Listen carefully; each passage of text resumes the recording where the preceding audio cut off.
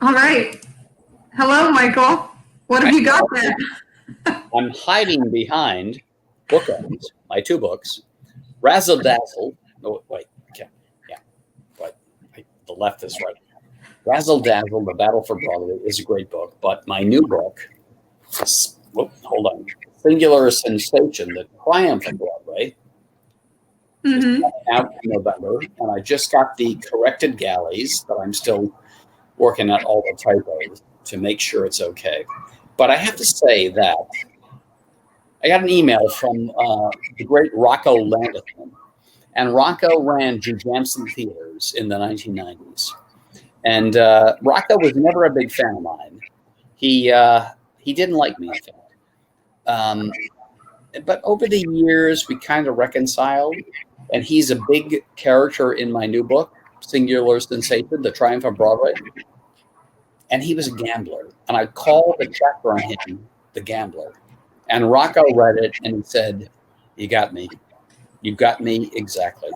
So what I'm going to do in the new book, because I know, but Razzle Dazzle is an old book, folks. Here's the book I want you to buy now. It's called Singular Sensation: The Triumph of Broadway. This is the book I want you to buy right now.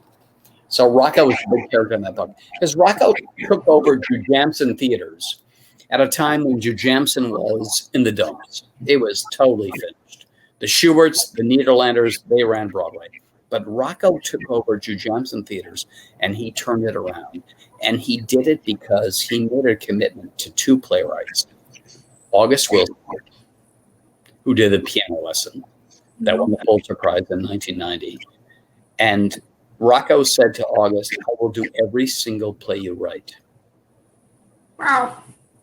And then he said to an up-and-comer by the name of Tony Kushner, who had written Millennium Approaches.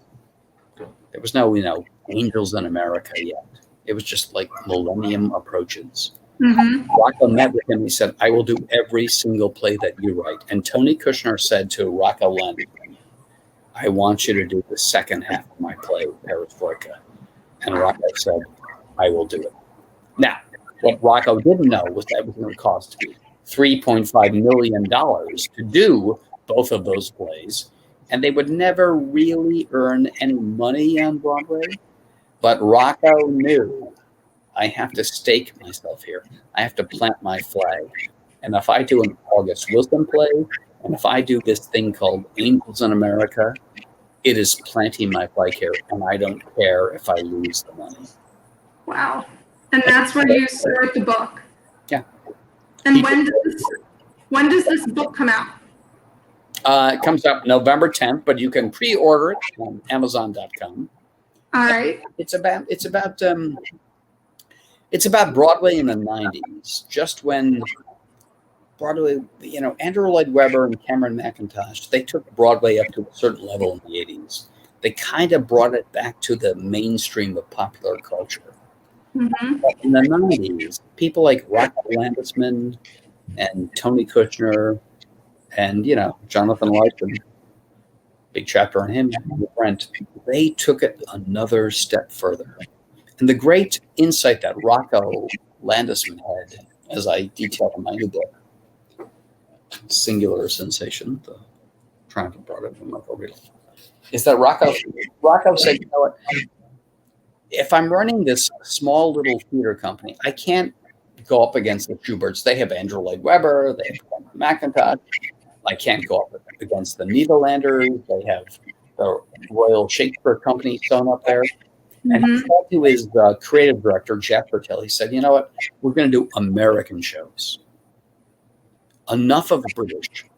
We're going to do American plays and American shows." And the two things that Rocco did was Guys and Dolls, the revival directed by Jerry Zaks, an unknown Nathan Lane back then.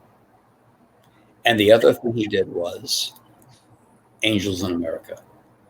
Wow. Because he thought, I cannot compete with all of the people who have the British sewn up. Right. I'm going to compete. I'm going to do American work. And he did the greatest musical of all time, Guys and Dolls. And he did the greatest play of the 20th century, Angels in America. And that's how Rocco Landisman built his theater company, Drew Jamson. And that is all told in my book, Singular Sensation, The Battle for Broadway. Amazing. Well, let's jump back for a second and wrap up the history that got us to your new book. So let's go through chapters 22 through the end of the book. It's been a journey. It's been a good journey, and now we're at the end of it. Let's start with a heavy topic, but something that's covered is how the AIDS crisis affected the theater community. Would you be able to talk a little bit about that? That's interesting because, we're living through a pandemic right now, which, the likes of which we've never seen since, I guess, the flu in 1918 that killed everybody. But here's the thing about the theater. The theater community lived through a pandemic in the 80s and 90s that nobody paid attention to, and that was called AIDS. And nobody cared about it, and nobody thought about it. And that disease wiped everybody out. It wiped out Michael Bennett, the creator of Chorus Line. It wiped out Charles Ludlam, who had the Ridiculous Theater Company.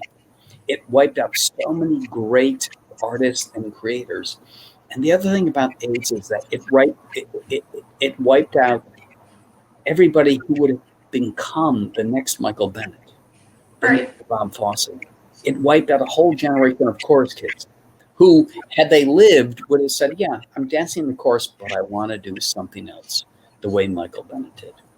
And people don't really think about that much anymore because now we have, AIDS is like something that's forgotten.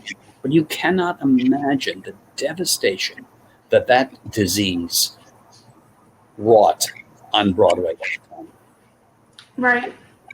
Yeah, I mean, your book goes into, it's so unbelievably sad, especially after we've followed Michael Bennett as, a real person, but as a sort of character and a staple in your book. And to have his journey end that way, it's just so tragic. Yeah, well, Michael Bennett, who created a chorus line for the Schuberts and then Dreamgirls for the Schuberts, he was at the height of his fame. And this is a kind of sad tale. Michael was getting a little bit sick, and he went to his doctor, and his doctor said, "You have AIDS." So who does he tell? Does he tell his best friend, Bernie Jacobs, at the Schuberts? Bernie Jacobs, who was like an old Jewish guy who was married to his wife for years and years and years. Can't really do that. But he brings into his circle Robin Wagner, who was the great set designer of A Chorus Line and Dreamgirls.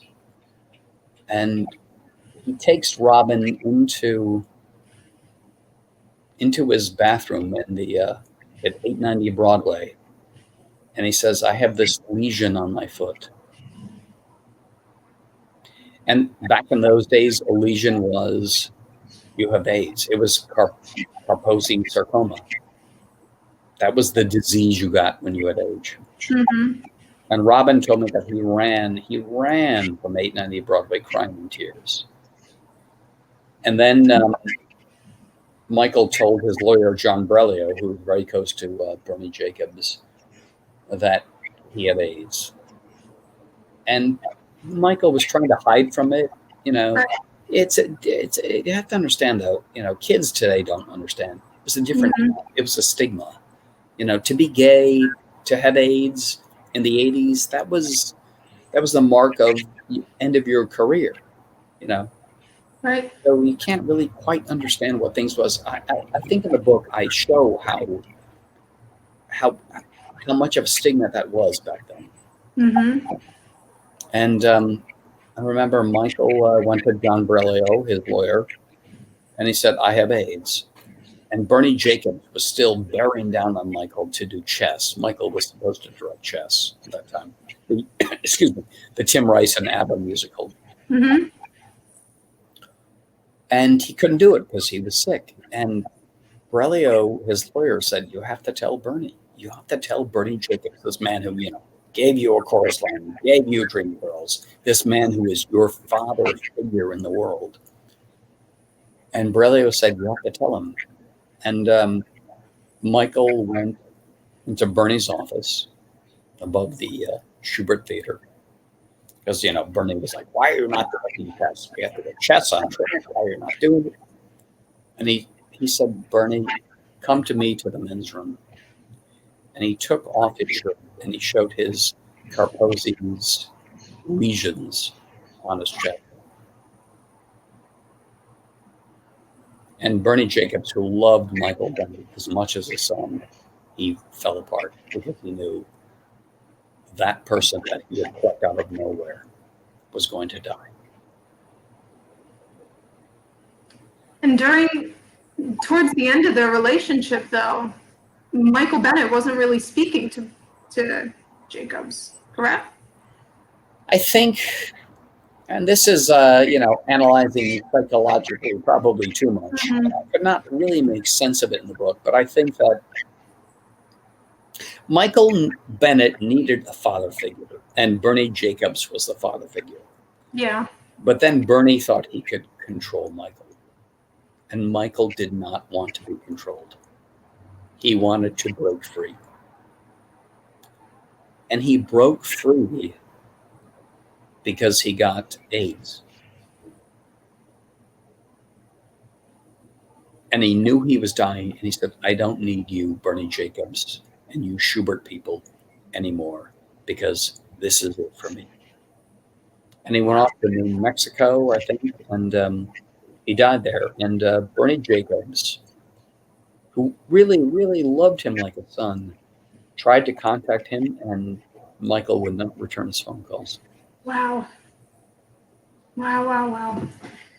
I mean, it's a sad thing, but I hope I capture that dynamic in the book. Absolutely. 100%. Let's jump ship for a second and jump back to something you briefly mentioned before, which is the British invasion, the whole takeover of, the Brits on Broadway. Let's talk about the influence that Phantom and Les Mis had on the entire landscape of Broadway. Chess was a process too, and it was successful in England, not so much in here in America. But let's talk about Phantom and Les Mis. What did that do for the landscape of Broadway? Well, so if, Bernie Jacobs running the Schuberts, he invests everything in Michael Bennett, and then Michael Bennett is dying, right? Mm. So around that time in the early 80s, and Bernie Jacobs is a very wise man. He's always looking for the next artist coming. And then he hears that there's this musical called Cats in London, which Cameron Mackintosh and Andrew Lloyd Webber produced. Andrew wrote it, and they produced it. But they had no sense of what it was going to be. I mean, I think in the book, I say that Cameron, he approached one of his older investors who had invested in all of Cameron's Wellesley shows, and Cameron said, would you like to invest in Cats? And his investor said, well, why would I? I mean, we're England. We're a nation of dog lovers. Why would I invest in Cats? What a reason to. I know, look it up. So Andrew and Cameron, they put this show together, and it's really weird, and they don't know what it is. It opens with no money in the bank at the New London Theatre in London. I mean, nobody is paying attention to this thing at all. And yet, all of a sudden, the audience loves the music, the anthropomorphic cats, the John Napier set, the great costumes that I think John Napier did as well. And I remember my friend Imogen Lloyd Webber telling me, she remembered her mother was with Andrew and Cameron, the back of the house on the first preview. And the company had printed some T-shirts to give to the backstage crew. Right. T-shirts with the eyes on the cats on them. And they had some extra they didn't know what to do with it, so they decided to sell them at the stall for a preview. And at the intermission of Cats, there was a line of people standing to buy that T-shirt that was made only for the crew. And I remember Imogen's mother said to me, that was the moment where she saw dollar signs in her eyes. And they were on to something. They were on to what would become a global phenomenon. They were on to what would save Broadway from the mire, the muck of the 70s and the early 80s. Mm-hmm. Take Broadway to the point where Lin-Manuel Miranda can write Hamilton, and it is the biggest hit in the world. But you have to remember, you go back, Cats was the biggest hit in the world in those days. There was never a Broadway show that was talked about the way Cats was talked about. It put theater, it put musical theater, it put Broadway right on the map for the first time since probably Hello Dolly back in 1966. It's crazy. And when Les Mis, was being created, people weren't that excited about it. They were like, Cameron McIntosh, was like, this is fantastic. And everybody else, or most people, they were like, what is this show? This is so long. People aren't going to like this. And then it exploded. Well, Les Mis is an interesting story because Cameron, who was then successful with Cats, so he was suddenly, Cameron had no money before Cats, but now all of a sudden he's got lots of money coming in. Right. And he listens to this score from Alain Boublil and Jean-Claude Michel. It was like a stadium thing that they were doing in Paris. And somebody sent Cameron the tape, and he listens to it, and he thinks, this is, one more day, I dreamed a dream in time gone by. He likes the melodies. So he reaches out to Claude Michel and Alain Boublil. He says, I'd like to kind of adapt this for maybe the West End. And they're like, we're French. The French people, we don't know what the West End is, but okay, we will go with you. So he brings the show in, but he realizes that the show is not that good. And here is the fundamental decision he makes.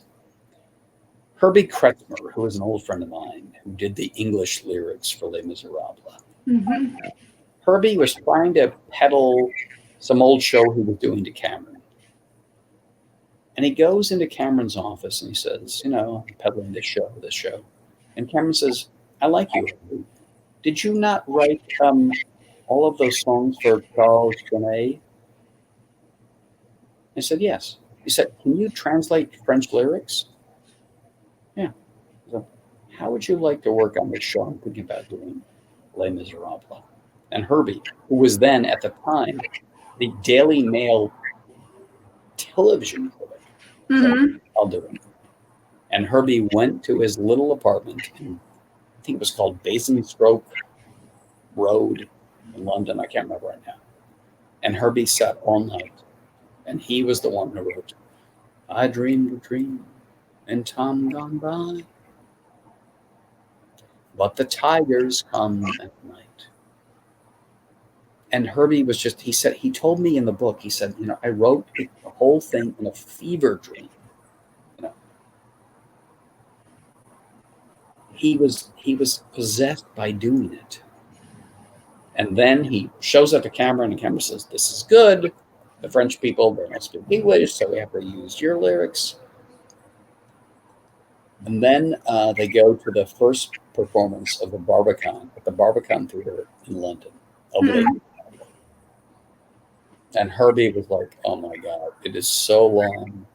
It is so boring. It's a morass of music. It's so depressing about this guy who steals bread. And then he, tries to help his daughter. You don't know his daughter. It was a total mess. And this is in the book. Herbie went to a meeting with Cameron McIntosh, and Cameron's face was just like, oh my God, we've got a disaster on our hands. Right. And they said, we have to close it. We'll just close it at the Barbican and we'll move on. And then Cameron said something. He said, let me just call the box office. He called the box office, and the guy at the box office said, there's a line outside the box office. People want to see the show. And Cameron said, we're not closing. We're moving to the West End. And as Kirby said to me, suddenly Cameron's face went from a frown to the biggest smile you could ever see. And that is what made Cameron McIntosh a multimillionaire. That gut instinct, knowing that I don't care what the critics say. I don't care if, they called it Les Glums. The critics in London called it Les Glums. And yet there was a box office line out there. And Cameron embraced that line and said, there's something here that we can work with. And that is why Cameron McIntosh is now one of the richest men in England. And so is my dear friend Herbie Kurtzman. That instinct. And the same goes for Phantom, where, the critics weren't necessarily, it wasn't exactly their thing, but it was this new spectacle with this beautiful music, and it just became the biggest hit ever globally. Yeah, with Phantom at the time, Frank Rich was the drama critic of the New York Times, and he was kind of anti-Andrew Lloyd Webber. But what I don't think Frank really appreciated was the fact that Andrew Lloyd Webber, Cameron McIntosh, Alain Boublil, and Jean-Claude, they captured something that was not there before, which was making operatic musicals open to the populace. Mm-hmm. You could go to the opera and you could see Puccini's Bohème, you could see, Wagner's Ring Cycle, but those were kind of specialized things that only elite people could see. But somehow, and I don't have the answer for this because I've interviewed Cameron and Andrew many times. They don't know why they did it, but they caught something that the great music of the opera could be made accessible to the populace. And if you listen to Les Mis and if you listen to The Phantom, those are operatic scores. Right. They're not Wagnerian. They're not they're kind of Puccini-esque. But somehow Cameron and Cameron understood that we can take this great what's considered elevated music, and make it beautiful and sweeping and accessible. And Family Opera has earned $8.5 billion. Les Mis has earned $3.5 billion. But if you listen to those songs closely, you will see the kind of operatic sweep to them in a way that's different from, the musicals that we love. Frank Lloyd could never have written One Day More. He wrote, I got the horse right here. His name is Paul Revere. It was a different sensibility that Andrew and Cameron brought to Broadway at a time when Broadway was in need of something because the whole city, the whole of Times Square was falling apart. And Andrew and Cameron came in with Cats, Phantom, Les Mis, and Miss Saigon. Sweeping stories with lush, gorgeous music. Beautiful, beautiful, beautiful music. All of these stories are beautiful music. I know people make fun of them now because you're like, oh, you turn your nose up. It's not Rodgers and Hammerstein. It's not Rodgers and Hart. It's not Frank Lesser. But you have to understand, life had changed. The world, Broadway, was ripe for something new and different. And Andrew and Cameron McIntosh delivered that. And that really helped save Broadway in the 1980s. Absolutely. And then Broadway changed once again, and Times Square was officially, became the place that we know it today with Disney moving in. with Beauty and the Beast, and that once again changed what was profitable and what people wanted to see on stage. Talk to me a little bit about that, about what Beauty and the Beast did for Broadway. Not much, frankly. I mean, the show sucks. No. But Are you kidding me? No. How many shows does Disney have on Broadway at one? No, Beauty and the Beast has no contribution to the quality of Broadway. What it has is that Disney, Michael Eisner said, you know what? And Michael Eisner, I think I have this in my new book, Singular Sensation. Michael Eisner met Andrew Lloyd Webber at some conference in North Carolina at some point.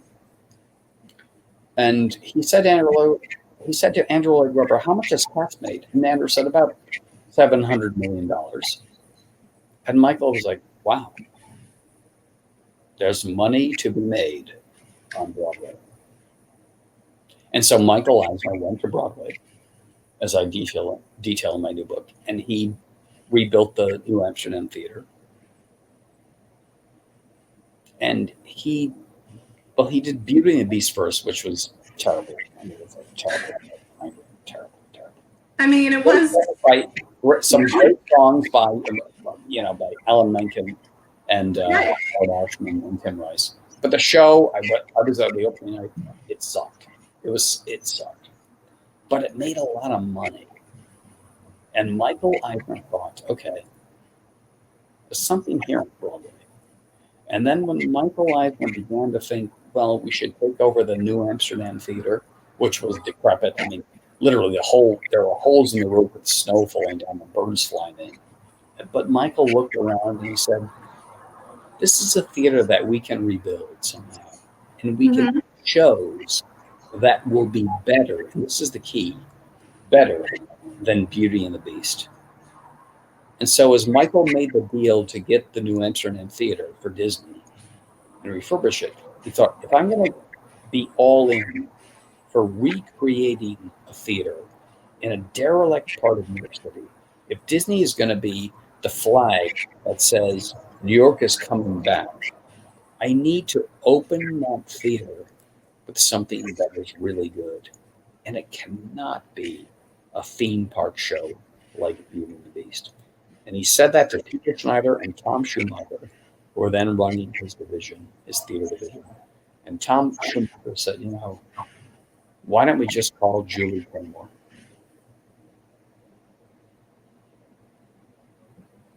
And continue. And what show is that? Because you've told me you were at opening night of that show as well.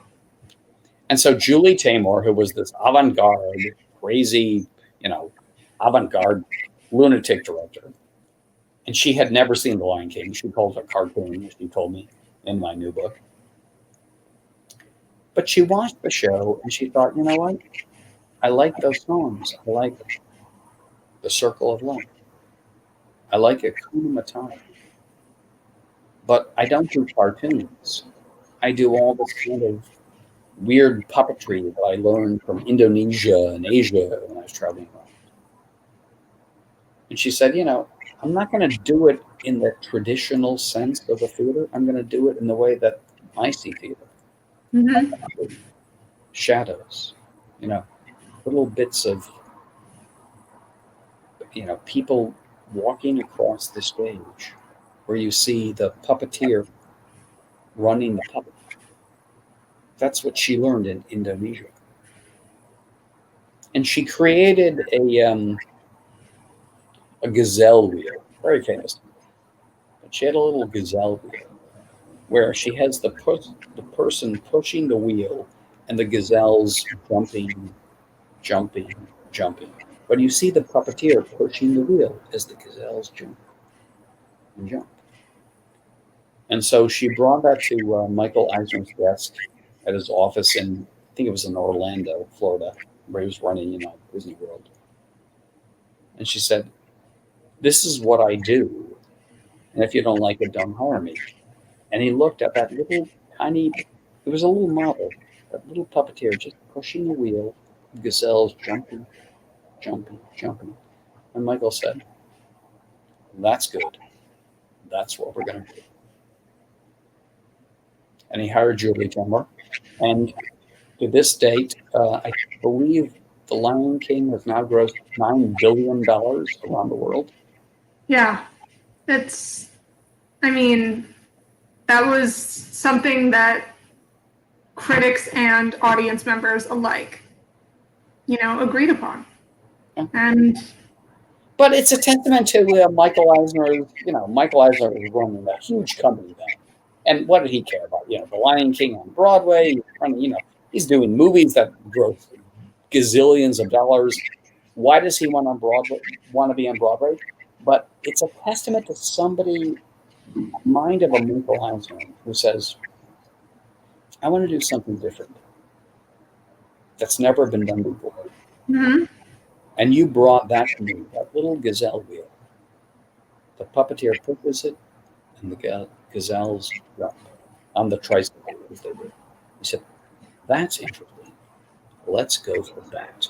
That, my friends, is why, if you are in this business of theater, you have to always think of not what people know, but what they cannot even have imagined.